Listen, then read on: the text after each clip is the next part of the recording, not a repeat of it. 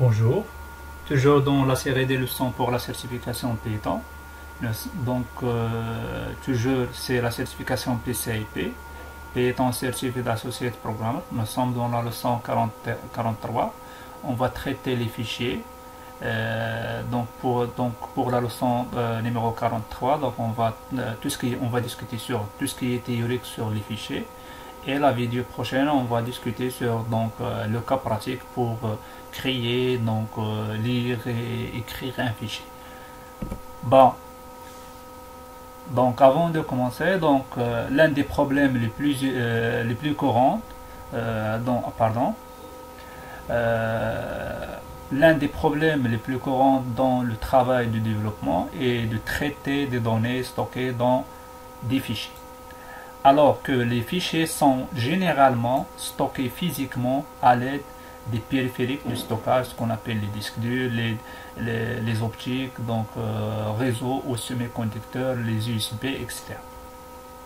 Si nous voulons implémenter une base de données simple, la seule façon de stocker les informations entre les exécutions du programme et les enregistrements dans un fichier est des fichiers. C'est votre base de données est plus complexe, c'est-à-dire pour sauvegarder ou pour conserver des données, donc on va utiliser et on va sauvegarder sur des fichiers, etc. Bon, la différence ou ce qu'on appelle les différents systèmes d'exploitation peuvent traiter les fichiers de différentes manières. Par exemple, Windows utilise une convention de dénomination différente de celle adoptée par les systèmes Unix ou Linux. C'est-à-dire la différence entre ou la différence de traitement des fichiers ou des dossiers entre les systèmes d'exploitation, soit sur Windows, soit sur Unix ou Linux. C'est-à-dire on a des différentes manières de traiter les fichiers et les dossiers. Par exemple, les systèmes dérivés Unix et Linux n'utilisent pas la lettre de lecteur du disque. Par exemple, pour les systèmes d'exploitation Windows, toujours le chemin d'un dossier ou le chemin, par exemple, à un fichier, toujours il commence par une lettre de point anti-slash, etc. Donc pour Linux et Unix, n'utilise pas la lettre du lecteur, etc. Tandis que pour les systèmes d'exploitation Windows, il utilise ce qu'on appelle les anti-slash, et pour les systèmes Unix et Linux, il utilise ce qu'on appelle les slash. Les noms de fichiers, de fichiers système pour Linux et Unix sont sensibles à la casse, c'est-à-dire on a une différence entre les noms qui contiennent par exemple des majuscules avec les noms qui contiennent par exemple des minuscules, etc. Au contraire, au système d'exploitation Windows. Ça c'est les différences entre les systèmes concernant les fichiers, etc. Regardez ici, par exemple, ça c'est un chemin pour un fichier, pour les systèmes d'exploitation Windows. Et ça c'est pour les systèmes d'exploitation Linux.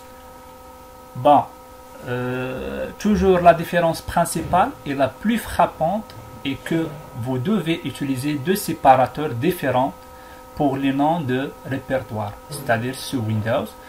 On va utiliser deux anti-slash. Pourquoi? On a déjà dit que un seul anti-slash, c'est un caractère d'échappement pour le Python. Et pour les systèmes Unix et Linux, on va utiliser ce qu'on appelle les slash. Cette différence n'est pas très importante pour l'utilisation normale, mais elle est très importante lors de l'écriture du programme en Python. C'est-à-dire, toujours, il faut faire attention à l'anti-slash et ce qu'on appelle les slash, etc. Python suffisamment intelligent pour pouvoir convertir des barres obliques, ou ce qu'on appelle les anti-slash, en barres oblique inversée. C'est-à-dire, Python, elle permet de faire quoi? De convertir les barres obliques en barres obliques inversées chaque fois qu'elle découvre que le système d'exploitation l'exige. C'est-à-dire, on n'a pas le problème ici, par exemple, de mettre, par exemple, pour les Windows, les systèmes d'exploitation Windows, pour parcourir des dossiers, d'utiliser ce qu'on appelle le slash. Donc, Python, il fait la conversion lorsque le système d'exploitation l'exige. Bon, concernant le flux, tout programme écrit en Python, et pas seulement en Python, ne communique pas directement avec les fichiers, mais via certaines entités abstraites qui sont nommées différemment donc dans les différents langages ou l'environnement. Les termes les plus utilisés sont les descripteurs ou ce qu'on appelle les flux. On va pour le moment dans Python, on va parler sur les flux, etc. Le programmeur ayant un ensemble plus ou moins riche de fonctions et méthodes est capable d'effectuer certaines opérations sur les flux. C'est-à-dire, on a des fichiers qui contiennent des informations ou des données, etc. Et donc, on n'a pas pour Python, donc on va pas manipuler directement les fichiers. C'est-à-dire, on va utiliser des intermédiaires, ce qu'on appelle des flux. Donc, on va enregistrer les informations dans le flux et on va utiliser des fonctions et des méthodes pour traiter les informations qui se trouvent dans le flux.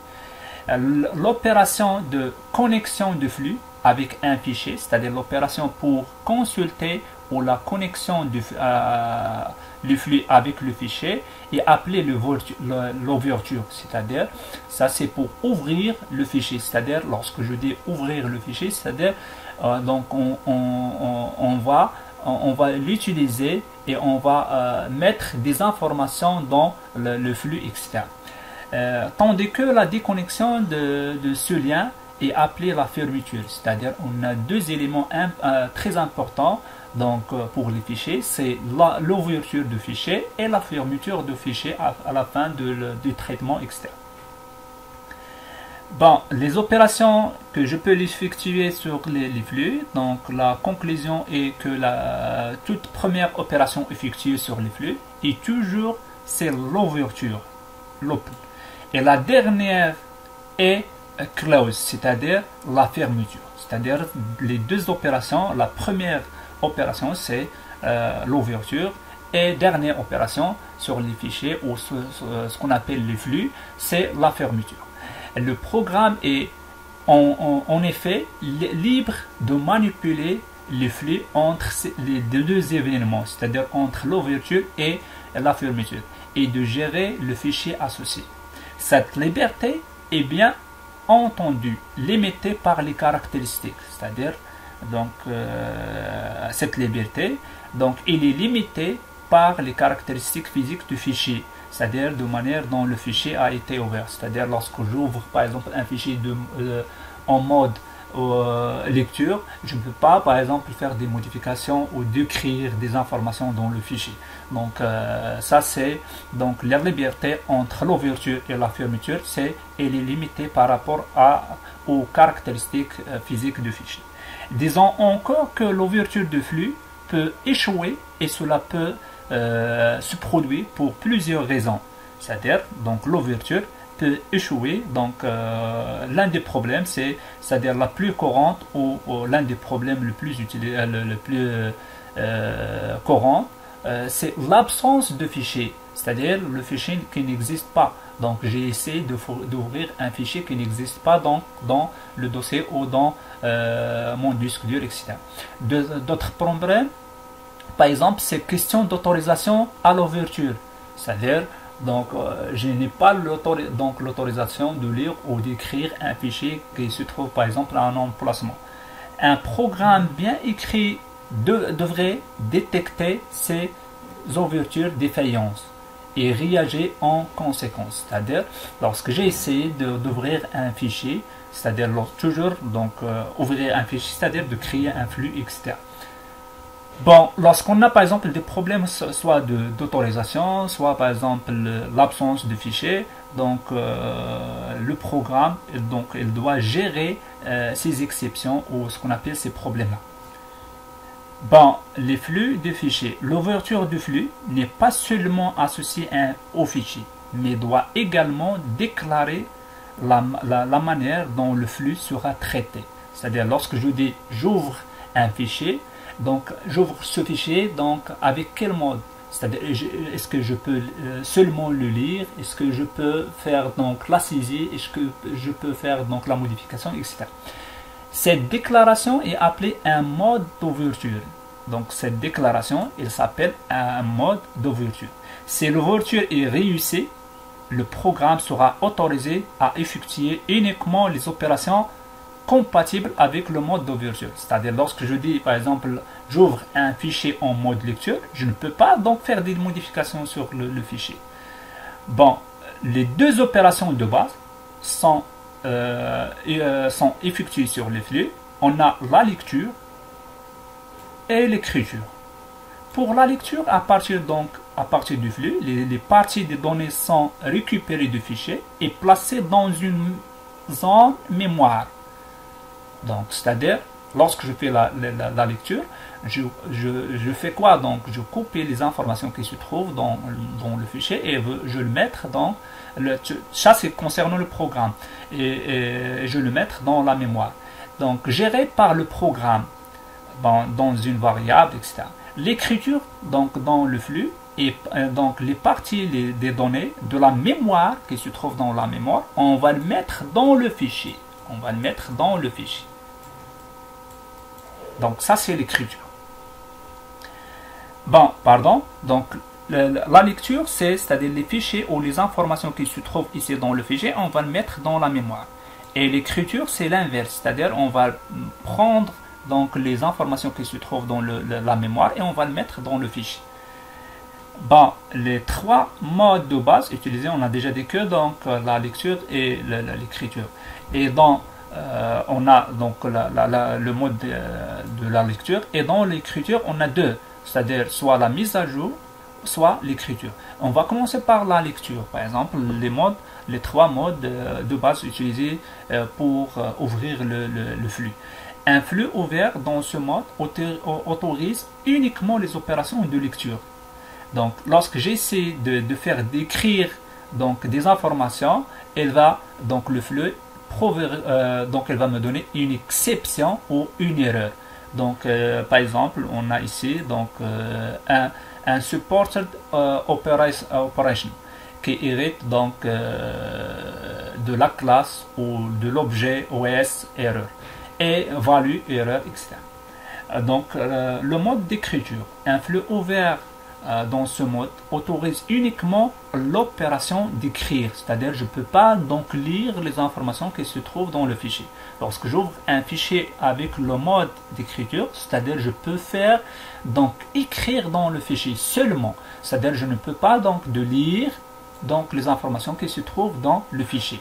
C'est-à-dire lorsque j'essaie de lire, elle va me donner une exception ou une erreur. Troisième mode, c'est la mise à jour, le mode mise à jour. Un flux ouvert dans ce mode permet à la fois d'écrire et de lire les informations qui se trouvent dans le fichier. Bon, c'est-à-dire Python suppose que chaque fichier est caché derrière un objet. Lorsque je dis l'objet, c'est-à-dire on a des classes. Donc des classes ADK pour les fichiers. Donc la classe générale ou abstrait, c'est EO base, c'est-à-dire input output base. Un objet d'une classe ADK est créé lorsque vous ouvrez le fichier et instancié au moment de la fermeture. C'est-à-dire lorsque je fais de ouvrir un fichier, c'est-à-dire c'est comme créer un objet pour une classe. Bon, les opérations entre ces deux événements, c'est-à-dire l'ouverture et la fermeture, que vous êtes autorisé à utiliser, sont imposées par la manière dont vous avez ouvert le fichier. Vous n'utilisez jamais de constructeur pour donner vie à ces objets. Lorsque donc je dis par exemple objet, c'est-à-dire on va créer ces objets-là. C'est-à-dire on ne va pas donc d'appeler le constructeur, etc. La seule façon d'obtenir ces appelés, donc c'est lorsque je fais la fonction ou j'utilise la fonction open, c'est-à-dire ouvrir le fichier. Si vous souhaitez vous débarrasser de l'objet, vous appelez donc une méthode qui s'appelle close pour fermer le fichier, et c'est pour donc débarrasser l'objet. On a regardé ici, on a trois classes. Donc on a la classe, la super classe EO base, et on a la classe texte EO base, ça c'est pour les fichiers de type texte.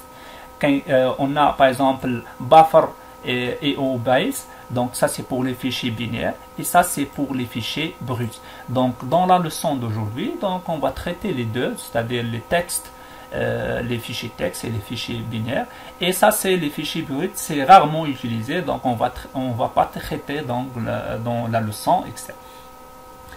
Bon, pour le moment on va parler sur les fichiers texte et les fichiers binaires. C'est-à-dire lorsque je dis par exemple fichier texte, automatiquement c'est la classe texte et au base. C'est-à-dire lorsque je dis la classe, on a des méthodes à utiliser, on a des propriétés à utiliser, etc. Bon, en raison de type de contenu du flux, tous les flux sont divisés en texte et en flux binaire. On a déjà dit qu'on a le troisième, c'est le brut, mais donc rarement utilisé. Pour ça, on va discuter pour le moment sur les fichiers de type texte et binaire.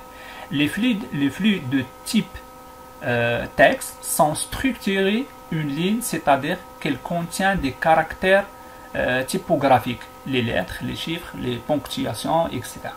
Disposant en ligne lue et écrit caractère par caractère. Ça, c'est les fichiers texte, c'est-à-dire les fichiers texte, on a des caractères, donc on a des lignes, etc.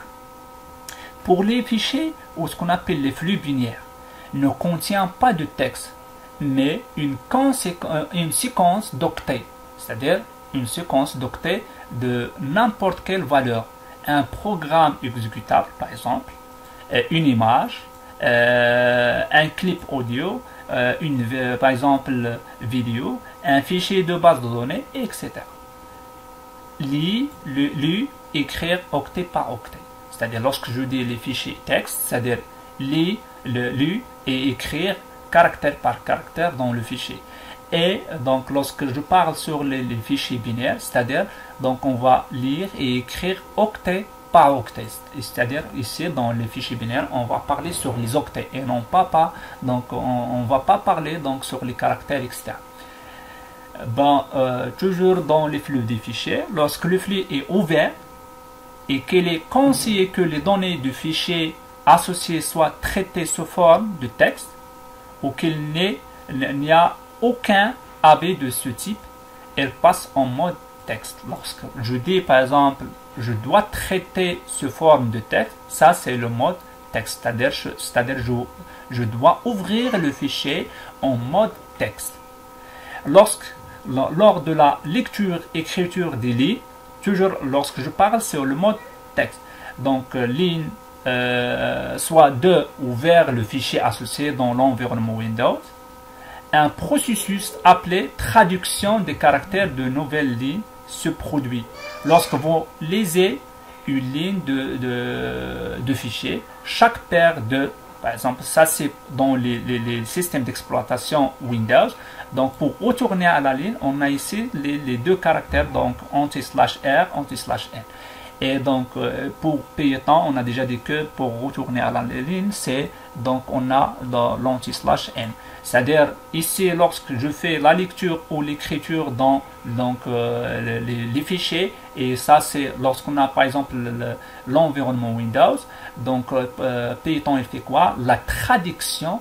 Donc, lorsqu'il trouve, par exemple, la signification de retourner à la ligne, soit donc il va me mettre toujours anti/N ou vice versa. C'est-à-dire c'est l'inverse. C'est-à-dire lorsque je fais écrire donc dans les environnements Windows, etc. Lorsque le flux est ouvert et qu'il est conseillé de le faire, son contenu est pris tel quel, sans aucune conversion, aucun octet n'est ajouté au min. c'est-à-dire lorsque j'utilise les fichiers texte, c'est-à-dire on a besoin de faire quoi? Donc de convertir, c'est-à-dire on a ici des chiffres ou des données en hexadécimal. Donc on va faire quoi? On va encoder en par exemple des lettres, etc. Et l'inverse, c'est-à-dire c'est pour décoder, c'est-à-dire il faut l'utiliser. On a deux méthodes, par exemple ordre, c'est pour connaître donc le code ASCII, et c'est ce qu'on appelle caractère. Donc c'est pour convertir par exemple à partir d'un numéro donc vers un caractère spécifique. Bon, l'ouverture du flux. Bon, pour l'ouverture du flux est effectuée par une fonction qui peut être invoquée ou appelée de la manière suivante. C'est-à-dire ici on va donner le nom de l'objet et on va utiliser la fonction qui s'appelle par exemple open. Ici c'est le chemin vers donc le fichier à ouvrir. Ça c'est le mode d'ouverture et ça c'est donc l'encoding. Donc ici le fichier, je peux l'utiliser soit le chemin abstrait ou le chemin absolu. Et ça c'est le mode d'ouverture. On va traiter après les modes, où on va citer les modes d'ouverture. On a déjà dit que donc la lecture, l'écriture et la mise à jour, etc. Ça c'est pour l'encoding. Par défaut c'est noun, c'est-à-dire je peux l'utiliser soit le code ASCII ou l'Unicode, etc. Donc la fonction open renvoie un objet, par exemple string, pour le moment on a appelé donc string, sinon une exception, c'est-à-dire lorsqu'on a par exemple donc on a des erreurs d'ouverture, elle va me donner une exception, soit file not found, si le fichier n'existe pas, ou d'autres problèmes, etc. Le premier paramètre, on a déjà dit que ça c'est le file, donc ou le fichier à ouvrir, et deuxième paramètre, on a déjà dit que c'est le mode. Troisième paramètre c'est l'encoding, soit je peux utiliser le ETF, ça c'est ce qu'on appelle Unicode, ou ASCII ou latin par exemple 1, etc. L'ouverture doit être la toute première opération effectuée sur le flux. Donc la première opération, donc c'est l'ouverture. Bon, toujours le mode. On a déjà discuté sur le mode. On a plusieurs modes. Le R, c'est la lecture, c'est-à-dire je peux faire donc lire les informations sur le fichier. Donc le flux doit être exister, sinon et doit être lisible, sinon il va me donner une exception. Pour le mode d'écriture, le fichier, s'il n'existe pas, il sera créé. S'il existe, il sera tronqué ou écrasé par le nouveau fichier. Donc le mode A, c'est-à-dire le fichier, s'il n'existe pas, il sera créé. S'il existe, la tête d'enregistrement virtuel sera définie à la fin. C'est-à-dire lorsque je dis la lecture, c'est-à-dire ça, c'est pour faire la lecture. Lorsque par exemple je dis l'écriture, c'est-à-dire elle va m'écraser, c'est-à-dire lorsqu'il existe, on va écraser le fichier. Sinon, on va créer. Lorsque je dis par exemple le A, c'est-à-dire le mode A, c'est-à-dire le mise à jour, bon, c'est-à-dire lorsque le fichier existe, on va mettre le curseur à la fin du fichier. C'est-à-dire on ne va pas supprimer les anciennes informations, les anciennes données qui se trouvent dans le fichier. S'il n'existe pas, donc il va me créer un nouveau fichier. Bon, le mode R+, c'est la lecture et mise à jour. La lecture et mise à jour, c'est-à-dire le fichier doit exister et doit être accessible en écriture, sinon une exception. Le mode W, c'est-à-dire lorsque je dis le mode W, c'est l'écriture et mise à jour en même temps. Le fichier, s'il n'existe pas, donc il sera créé, le contenu précédent du fichier reste intact. C'est l'inverse de ça, c'est-à-dire ici, lorsque je crée un fichier qui déjà existe, il va me écraser, c'est-à-dire on va supprimer les anciennes informations. Bon, toujours dans le mode, donc ici, s'il y a une lettre B à la fin de la chaîne de mode, cela signifie que le flux doit être ouvert en mode binaire. On a déjà dit que, donc, c'est-à-dire je peux donc créer les fichiers binaires ou les fichiers texte. Donc, lorsque je trouve B, donc à la fin de la lettre de mode, donc c'est-à-dire ça c'est un fichier de type binaire. Si la chaîne de mode se termine par une lettre T, c'est le flux est ouvert en mode texte. C'est-à-dire, T c'est pour les fichiers texte et B c'est pour les fichiers binaires.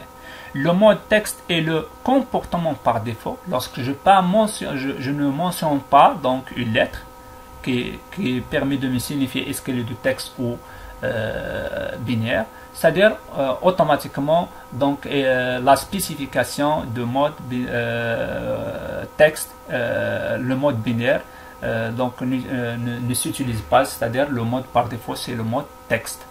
Soit mentionner le T, soit sans mentionner le T. Lorsque je trouve B, automatiquement c'est un fichier de type binaire. Sinon c'est un fichier texte. L'ouverture réussie de fichier définira donc la position actuelle de fichier, c'est-à-dire le tête de lecture-écriture virtuelle avant donc le premier octet de fichier. Si le mode n'est pas A, c'est-à-dire si le mode n'est pas A, automatiquement il va me mettre l'entête ou ce qu'on appelle le tête de lecture, c'est au début, au premier octet. Après le dernier. Donc lorsqu'on a par exemple l'ouverture c'est en mode A, donc on va trouver la tête c'est en dernier. Bon, ça c'est des pré-ouverts. Lorsque notre programme démarre, 3 flux sont déjà ouverts et ne nécessitent aucune préparation supplémentaire. C'est-à-dire sauf que je dois importer donc le module système, etc. Les 3 flux qu'on a cités pour le moment, c'est donc ce qu'on appelle le flux SDDI, donc input, ce qu'on appelle les informations d'entrée, est normalement associé au clavier pré-ouvert pour la lecture est considéré comme la principale source de données pour les programmes en cours. C'est-à-dire, par exemple, on a l'input, la fonction input. C'est-à-dire, stdin, c'est pour l'entrée au programme, c'est-à-dire donc les éléments d'entrée externe. Les flux stdout, donc c'est-à-dire tout ce qui est sorti, bon, normalement associé à l'écran, pour l'écriture considérée comme la cible principale pour la sortie de données par le programme. Normalement, donc on va directement l'afficher les informations avec la fonction print. Le flux std erreur, c'est-à-dire on a les entrées, la sortie et lorsqu'on a des erreurs, est normalement associé à l'écran. Normalement, donc il est associé à l'écran pour l'écriture considérée comme le lieu principal où le programme en cours d'exécution doit envoyer des informations sur les erreurs rencontrées lors de son travail. Bon, donc la clôture des flux, c'est-à-dire on a déjà dit que donc on a la première étape c'est l'ouverture et dernière étape c'est donc la fermeture. La dernière opération effectuée sur un stream ou un fichier en général ou un flux, cela ne comprend pas stdin, stdout ou stdr. Devrait être la fermeture. Ça c'est la dernière opération, c'est la fermeture. Cette action est réalisée par une méthode appelée à l'intérieur de l'objet, qui s'appelle par exemple stream. Et comment on va l'appeler? C'est toujours le nom d'objet, point, la méthode c'est close. La fonction ne renvoie rien mais lève l'exception EO erreur en cas d'erreur. C'est-à-dire en cas d'erreur, elle va me donner une exception qui se trouve dans la classe où la classe est erreur. Par exemple, prenez l'exemple ici. On a essayé d'ouvrir un fichier qui se trouve par exemple dans le desktop, c'est-à-dire le bureau, et en mode lecture, c'est un fichier de type texte. On n'a pas mentionné par exemple l'encoding. Ici, on a fait des opérations et la dernière étape, c'est-à-dire la fermeture. Et en cas d'exception, c'est-à-dire on va mettre le code entre le trait exception, except, et l'exception as et exec. Donc, et on va imprimer donc le nom ou la description de l'erreur en cas d'erreur d'ouverture du fichier, etc. ou en cas d'erreur dans la fermeture. Bon, donc concernant les diagnostics du problème du flux, Bon, on a une classe, ce qu'on appelle un objet, qui s'appelle par exemple error, object, est équipé d'une propriété nommée, donc error now, c'est-à-dire le numéro de l'erreur. Le nom vient du numéro d'erreur de phrase. On a donc, on va citer quelques exemples. Par exemple, lorsque je dis par exemple error now access, c'est-à-dire l'autorisation refusée. Lorsque j'essaie d'ouvrir un fichier avec les attributs en lecture seule pour l'écriture, c'est-à-dire j'ai besoin d'ouvrir un fichier en mode d'écriture, mais les attributs pour le fichier, donc c'est la lecture. Deuxième erreur, donc c'est bad F, donc numéro de fichier incorrect, c'est-à-dire lorsque je mentionne par exemple où j'ouvre un fichier qui est déjà ouvert, donc ça c'est l'erreur. Troisième, c'est exist, donc le fichier existe. Donc j'essaie de renommer un fichier avec son nom précédent. Quatrième, donc type d'erreur, c'est fichier fait big, donc c'est-à-dire fichier trop volumineux. Donc j'ai essayé de créer un fichier dont la taille est supérieure au maximum autorisé par le système d'exploitation. Par exemple, ici, prenez l'exemple ici.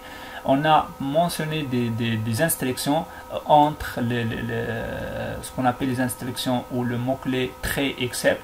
Ici, on a mentionné l'objet erreur.